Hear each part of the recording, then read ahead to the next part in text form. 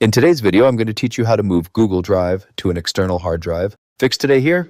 Let's begin. To move your Google Drive files to an external hard drive, you'll need to use the Mirror Files setting in the Google Drive for Desktop app. This option creates a physical copy of your files on the external drive while keeping everything synced with your cloud storage. Start by connecting your external hard drive to your Windows 11 PC or Mac. Make sure it's properly recognized by your system before continuing. Next, open the Google Drive for Desktop app. You can find it in your system tray at the bottom right corner of your screen. Click the Settings gear icon, then select Preferences from the menu. This will open the main settings window for the app. In the Preferences window, look to the left-hand sidebar and click on Google Drive. This is where you control how your files are stored and synced. Now, under My Drive syncing options, select Mirror Files. Make sure you choose this option because streaming files will not store them physically on your external drive. As soon as you select Mirror Files, you'll see a prompt to change the folder location. Click Change Folder Location to continue. A File Explorer window will open. Navigate to your external hard drive. Then create a new folder.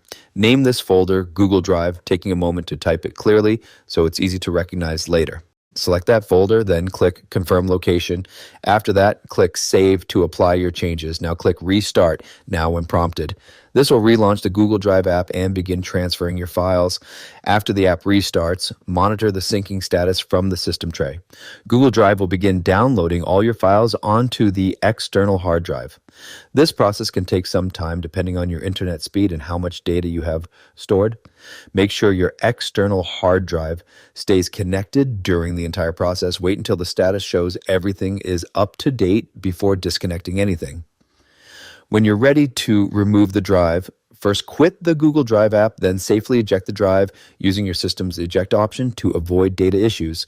If you only need to move a few files without syncing everything, you can download them directly from Google Drive and transfer the zip file to your external drive.